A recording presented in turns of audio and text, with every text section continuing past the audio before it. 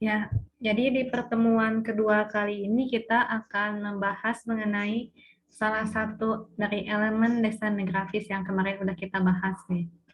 Nah, salah satunya ini ada warna ya. Jadi pertemuan ini kita akan membahas mengenai warna.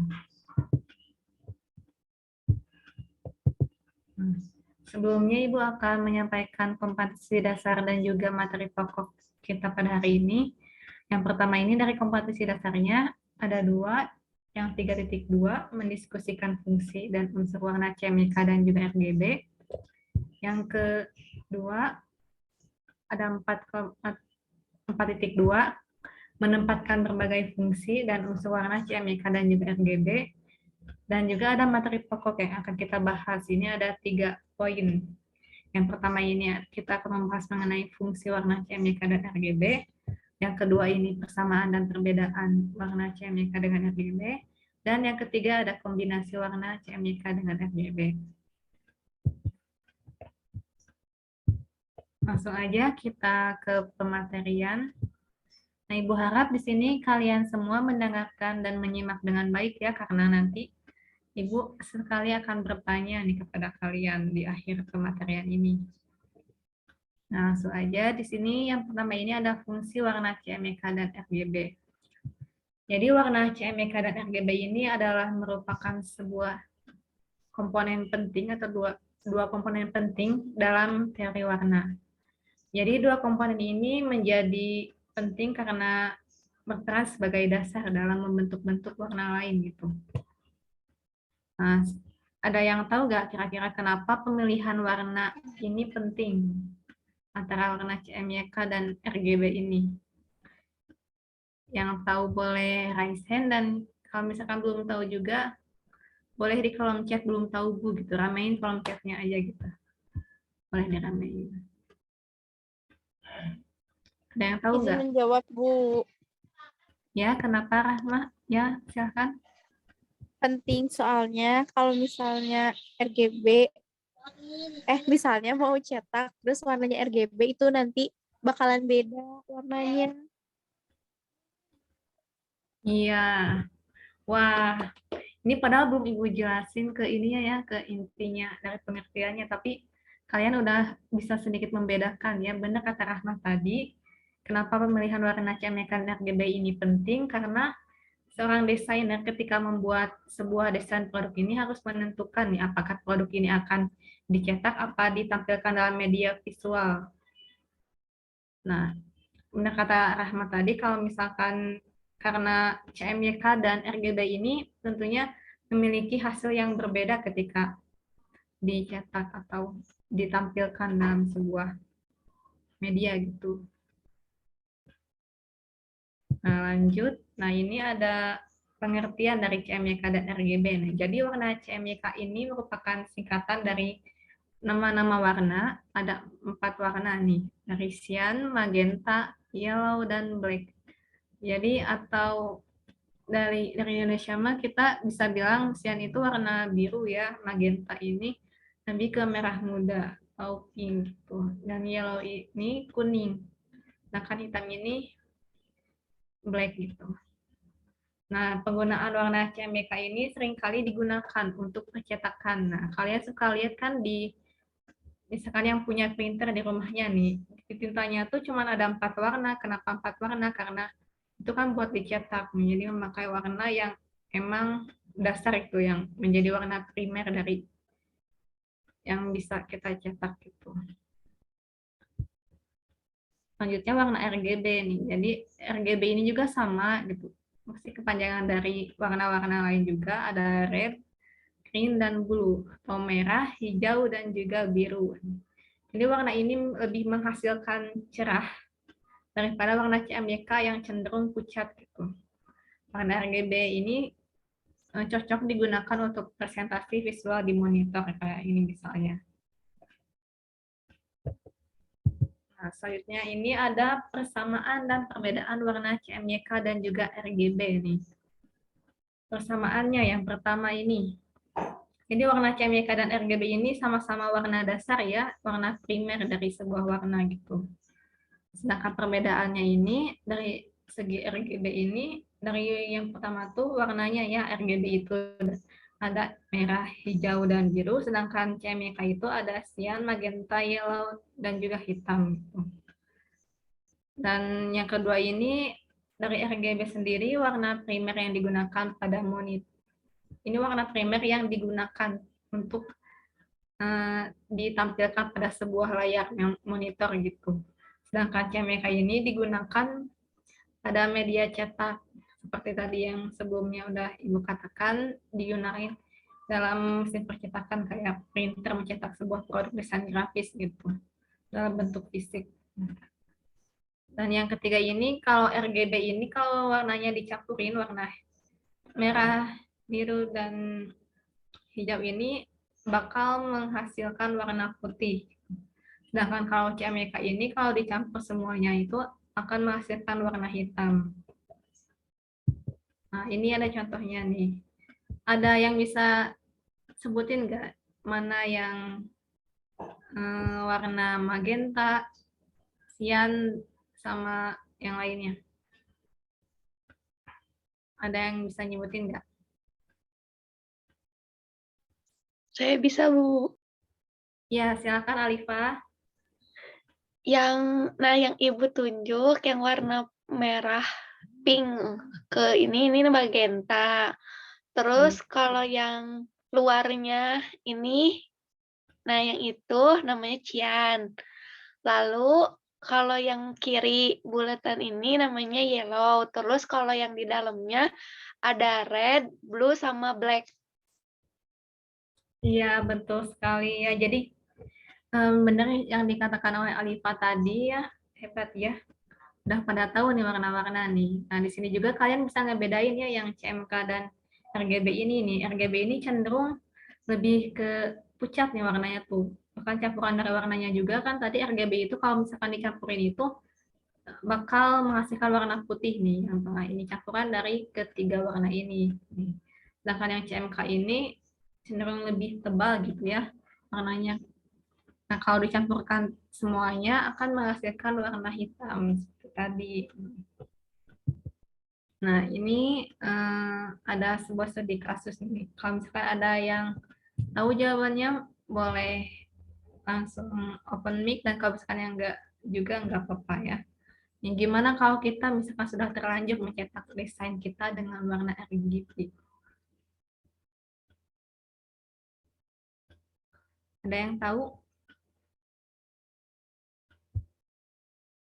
Kurang tahu. Oke, dari Alifa atau Kahfi, barangkali ada yang tahu? Dari Tasya dan Kahfi? Sama Bu, belum tahu. Oke, belum tahu. Ya, jadi biar Ibu jelasin aja. Jadi kalau misalkan kita udah terlanjur mencetak desain kita dengan warna RGB, tentunya si hasil cetak itu tidak sesuai dengan apa yang kita inginkan atau hasilnya lebih warnanya lebih apa ya kayak tadi lebih pucat gitu, dan bagaimana kita menanggulanginya agar tidak terjadi kesalahan yang sama adalah salah satunya dengan cara mengubah format warnanya gitu. Kita ini udah sekarang ini udah bisa gitu dengan mudah tinggal mengganti format file aja udah mudah gitu. Dari warna RGB menjadi CMYK. Gitu. Kita tinggal mengganti saja gitu di pengaturannya. Dan lalu kita cetak lagi kayak gitu. Nah, dari penjelasan di sini mungkin sekian yang bisa Ibu jelasin. Barangkali dari anak-anak ada pertanyaan yang mau ditanyain. Kalau misalkan tidak ada, Ibu bakal lanjut. Ada sedikit tugas nih buat kalian. Apakah ada yang ingin ditanyakan? Cukup, Bu, kalau dari saya. Oke. Kita Cukup, lanjut Bu. aja. Oke, makasih. Kita berarti lanjut aja ke tugas nih. Jadi ini tugasnya gampang banget. Nah, ini tugas kelompok. Kalian berdiskusi dan kalian nanti akan mempresentasikan mengenai hasil dari ini nih. Ini hasilnya ini boleh dipresentasikan oleh perwakilan dari kelompok saja nih. Ibu sudah bagi menjadi 2 kelompok. Di sini ada kelompoknya Alifa dan juga ada kelompoknya Kahfi. Kelompok satu ini ada Alifa dan kelompok satu ini ada Alifa dan kelompok 2 ini ada Kahfi dan juga Tasya. Nanti kalian sampaikan hasilnya oleh perwakilan aja. Nah, sekarang Ibu bakal kasih waktu buat kalian mengerjakan tugas kelompok ini selama 7 menit ya. Apakah ada yang ingin ditanyakan sebelumnya terkait tugas ini? Nanti hasilnya dibacain, Bu. Iya, dibacain aja. Oke, Bu. Oke, kalau tidak ada, selamat mengerjakan semuanya. Nanti kita kembali di 7 menit berikutnya.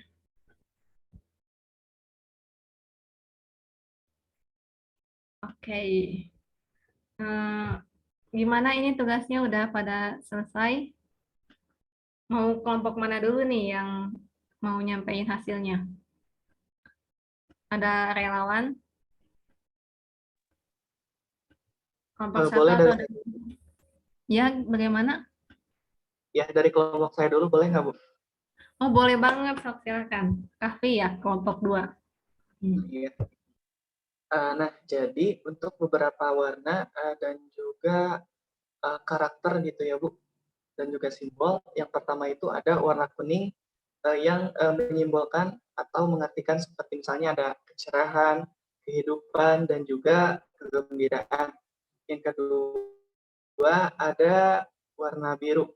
Warna biru itu berarti kedamaian, tenang, stabil, dan juga kepercayaan. Nah, yang ketiga ada warna hitam. Warna hitam ini melambangkan kekuatan, pengalaman duniawi, elegan, dan juga misteri. Yang keempat ada warna hijau yang melambangkan alam, lingkungan, dan juga kesehatan. Nah, yang kelima ada warna merah yang berarti cinta, kemarahan, hasrat, dan juga keberanian. Mungkin itu sih, Bu. Oke, mantap sekali jawabannya. Keren banget buat Kahfi. 100 buat kelompoknya Kahfi. Oke, selanjutnya dari kelompoknya Alifa nih. Iya, Bu. Setelah kelompok saya cari tahu, jadi kan tadi tugasnya mencari tahu apa aja peran warna bagi manusia. Jadi ada 3, Bu. Yang pertama ada warna sebagai elemen estetika yang punya fungsi dalam membentuk sebuah keindahan. Lalu yang kedua ada warna sebagai representasi dari alam, dapat menggambarkan sifat objek secara nyata. Lalu yang terakhir, warna sebagai alat atau media komunikasi, melibatkan dirinya sebagai bagian dari simbol, lambang, pola, atau dari tradisi tertentu. Begitu, Bu. Oke, iya jawabannya benar ya. Jadi ada 3 nih dari eh, fungsi warna atau peran warna ini. Yang pertama ini tadi udah disebutin sebagai elemen estetika, jadi lebih ke keindahan, tapi bukan hanya keindahan semata ya. Karena dengan adanya warna ini kita juga dimudahkan dalam melihat suatu benda gitu. Yang kedua itu tadi disebutkan juga warna sebagai representasi dari alam, kayak tadi warna hijau itu. Misalkan contohnya itu warna hijau itu lebih ke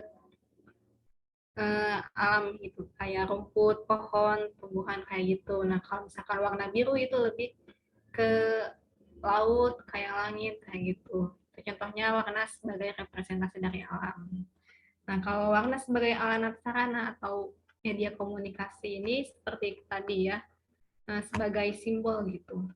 Jadi contohnya tuh kayak logo perusahaan atau logo bendera nih yang sering kita lihat nih kalau misalkan dalam suatu pertandingan Indonesia, sepak bola Indonesia melawan sepak bola Malaysia itu emang udah kelihatan gitu ya dari segi simbolnya juga gitu, simbol bendera, simbol jersey, simbol yang lainnya juga itu. Indonesia itu punya warna merah gitu yang artinya itu keberanian kayak gitu. Itu contohnya ya warna sebagai alat media komunikasi. Oke, anak-anak mungkin sekian yang bisa Ibu sampaikan